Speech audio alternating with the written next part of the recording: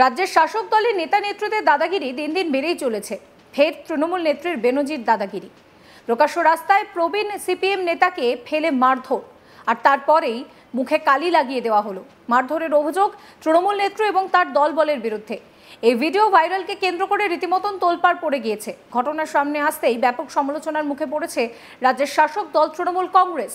এই ঘটনার পরই বড় সিদ্ধান্ত নেয় দল। অভিযুক্ত নেত্রীর বিরুদ্ধে শোকজ নোটিশ জারি করা হয়েছে, এমনকি তার বিরুদ্ধে দলের তরফে এফআইআরও করা হয়েছে। অভিযোগ, এক স্থানীয় মহিলার শৌচালয়ের দেওয়াল ভেঙে দেওয়ার প্রতিবাদ করেছিলেন প্রবীণ বাম নেতা অনিল দাস। সেই নিয়েই মহিলাকে নিয়ে থানায় অভিযোগ জানাতে গিয়েছিলেন। এরপর বেবি কোলের নেতৃত্বে তার উপরে হামলা হয় বলে জানা যাচ্ছে। আত্মরক্ষার স্বার্থে একটি দোকানে ঢুকে পড়লে সেখান থেকে তাকে টেনে বের করে মারধর করা হয়।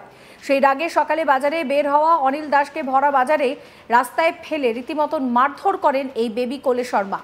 সঙ্গে আরও 3 জনকে নিয়ে প্রায় 20 মিনিট ধরে চলে ওই বৃদ্ধকে প্রকাশ্যে জুতো পেটা, রাস্তায় ফেলে লাথি মার কোনোটাই বাদ যায়নি। বৃদ্ধের জামা টেনে ছেড়ে দেওয়া হয়।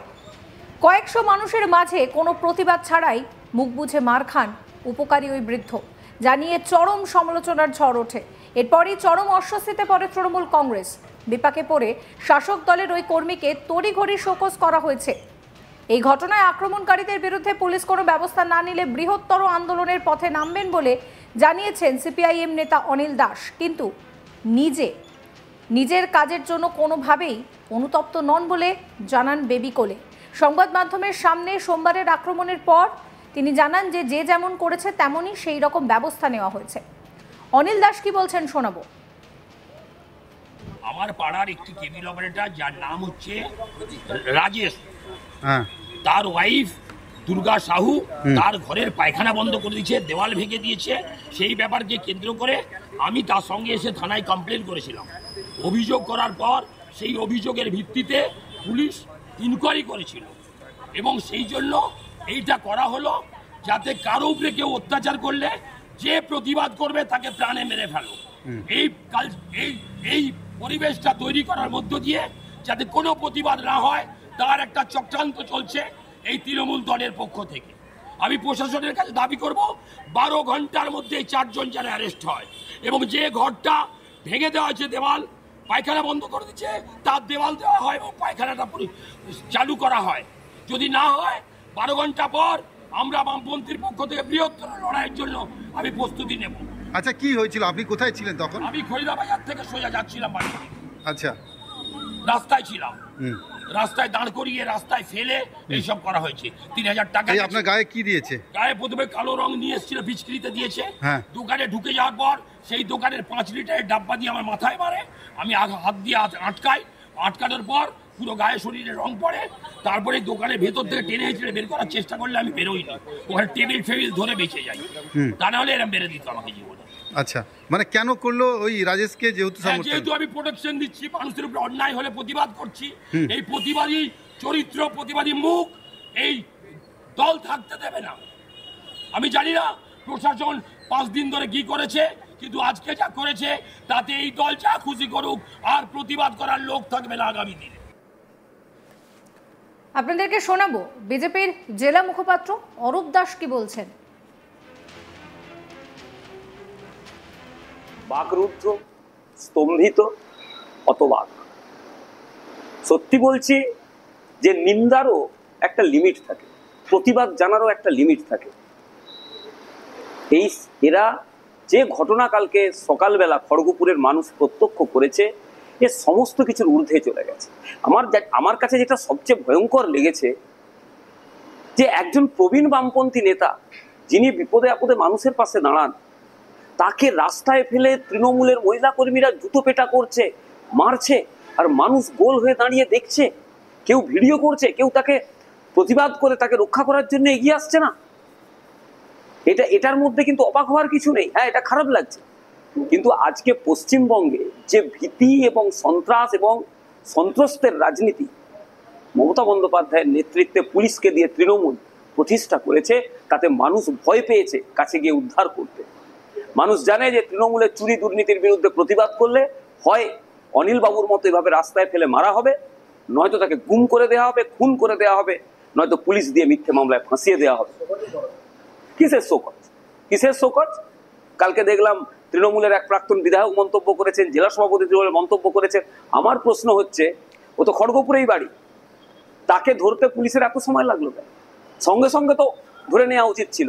বিরোধীরা কোনো ঘটনা ঘটালে 5 মিনিটের মধ্যে কলার ধরে পুলিশ গিয়ে তুলে নিয়ে চলে আসে।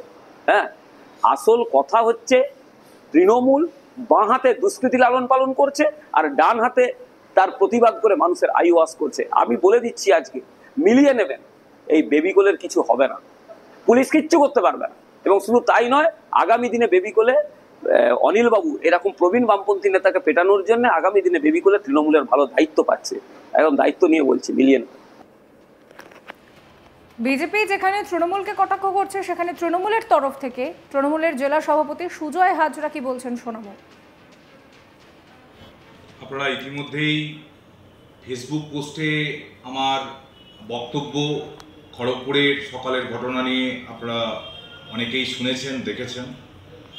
পরবর্তী সময়তে এই বিষয় দলের রাজ্য নেতৃত্বের নজরে আসার পরেই দলের রাজ্য নেতৃত্ব নির্দেশ দেন যে এই ঘটনার সঙ্গে যুক্ত, অর্থাৎ খড়গপুরে আজকে সকালে যে ঘটনা ঘটেছে, বেবিকোলে শর্মা, যিনি খড়গপুরে ভীমদা ওরফে অনিল দাস বলে পরিচিত একজন ব্যক্তিকে যেভাবে প্রকাশ্য রাস্তায় প্রহার করেছেন, যেভাবে নির্মমভাবে তাকে আঘাত করেছেন, যেভাবে ভারতবর্ষের আইনের তোয়াক্কা না করে, বিচার ব্যবস্থা, আইন ব্যবস্থার উপরে ভরসা না রেখে নিজের হাতেই বিচারের দায়িত্ব তুলে নিয়ে একজন বয়োজ্যেষ্ঠ মানুষকে আঘাতপ্রাপ্ত করেছেন, দল এই ঘটনা জানার পরেই এই বেবিকোলে শর্মার বিরুদ্ধে দলীয় স্তরে ব্যবস্থা নেওয়ার জন্য আমাকে জানিয়েছিলেন এবং দলের রাজ্য নেতৃত্বের নির্দেশ অনুসারেই বেবিকোলে শর্মাকে আজকে শোকজ করা হলো এবং 3 দিনের মধ্যে তাকে উত্তর দিতে বলা হয়েছে। 3 দিনের মধ্যে সঠিক উত্তর না পেলে রাজ্য নেতৃত্ব পরবর্তী সময়তে যে নির্দেশ দেবে সেই নির্দেশ মতো আমরা কাজ করব এবং পাশাপাশি বেবিকোলে শর্মার বিরুদ্ধে খড়গপুর টাউন থানায় এফআইআরও রুজু করা হয়েছে। কেউ নিজের হাতে কখনো আইন তুলে নেবেন না এবং আমাদের দলের পক্ষ থেকে আমি দায়িত্বহীন ভাষায় বলতে পারি যে আমাদের দলে এই ধরনের ঘটনা যদি কেউ করে থাকে তার বিরুদ্ধে যে আমরা তৎক্ষণাৎ প্রয়োজনীয় ব্যবস্থা নিই, আজকে এই শোকজের মধ্য দিয়ে আমরা দৃষ্টান্ত স্থাপন করলাম। আমাদের যে শোকজ নোটিশ বেবিকোলে শর্মাকে, এটা হচ্ছে আমাদের শোকজ নোটিশ এবং এটা আমরা ইতিমধ্যেই বেবিকোলে শর্মার কাছে আমরা পাঠিয়ে দেওয়ার ব্যবস্থা করছি এবং আমরা সবাইকে জানিয়ে দিচ্ছি যে তার বিরুদ্ধে আমাদের দল কী ব্যবস্থা নিতে চলেছে।